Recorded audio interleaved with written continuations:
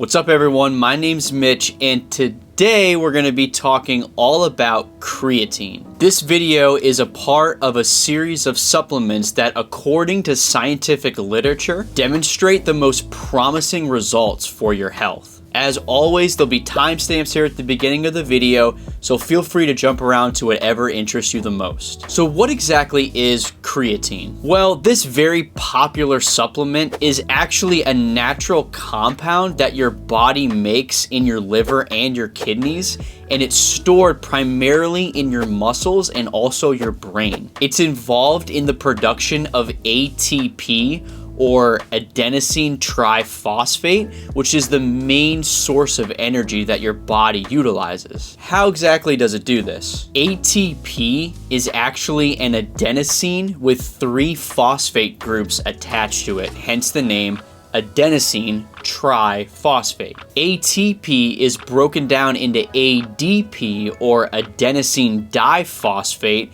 after the 3rd phosphate group is removed. Removal of this phosphate group creates a large biochemical reaction that releases energy. This energy is used by your cells in order to power a muscle contraction. This whole process is known as the phosphagen system. The phosphagen system is energy production during the first 0 to 10-ish seconds of intense physical activity. This is the main energy system that's used before other alternative energy systems kick in. So, are you all out of ATP or energy after those first 5 seconds of high intense energy? Well, no, and your body actually has a plan to counteract this. An enzyme called creatine kinase actually takes creatine with one of those phosphate groups attached to it and helps add that extra phosphate group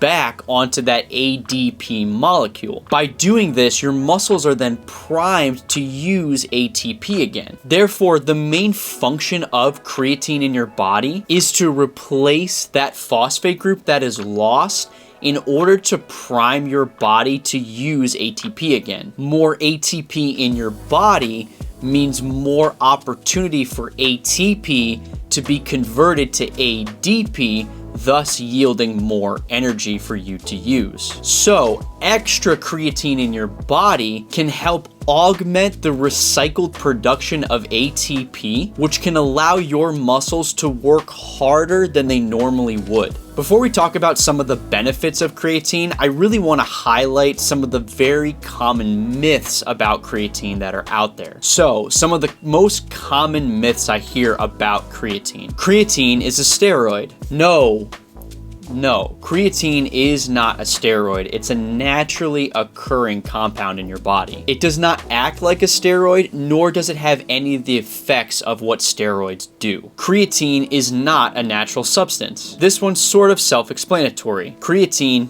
is a natural substance. Creatine is really only used for bodybuilders, or it'll make me look like a bodybuilder. Neither of those are true. If you're looking to increase physical performance, especially in short bursts, no matter what you're doing, creatine supplementation can be beneficial for you. Creatine causes weight gain, or it can even make me look like a bodybuilder. Both of these are false. Creatine can actually make your muscles look fuller due to its water retaining properties, but it definitely won't make you look like a bodybuilder, nor will you actually gain weight. Creatine causes increased muscle mass. Creatine itself doesn't directly increase muscle mass. However, it'll allow and facilitate more explosive energy, allowing you to lift heavier weights. Thus, lifting heavier weights and lifting more will ultimately increase your muscle growth or hypertrophy in the long term. It can make your muscles look fuller. However, that's just water weight and it's not actual muscle hypertrophy. The reason more water is stored when you take additional creatine supplementation is to balance the homeostatic mechanisms that are occurring in your body and in your muscle fibers. So what does the science say about creatine supplementation? Are there really benefits? Majority of studies show improved performance in activities that require short bursts of energy. Specifically, studies show that on average, individuals who take creatine supplementation build about 8 to 10% more muscle mass in the same time period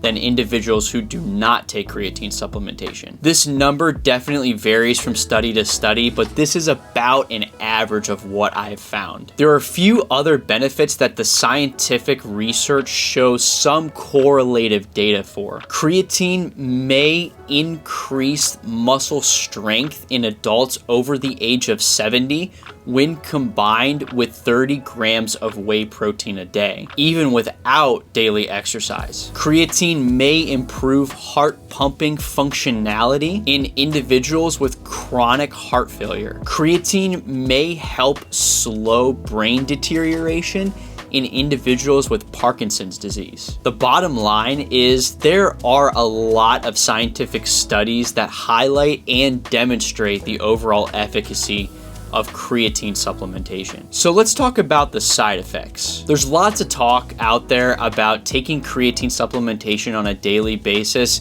can wreak havoc on your liver and kidneys. However, these side effect myths have largely been debunked over recent studies on creatine. The only side effect that is tangibly evident according to the scientific literature is water retention in your body, or making your muscles appear to look fuller than they really are. This may be a desired effect in some individuals. And just like any supplement, there are individuals who can't quite tolerate the thing that they're taking and report things like nausea, upset stomach, bowel movement changes, etc. So if you want to start taking creatine, how much should you take? Well, the research on this isn't really clear. Some say that you have to do a loading dose before tapering it down to a maintenance dose or a daily dose. However, this hasn't really been backed by scientific studies. The most common amount that I have found being used by individuals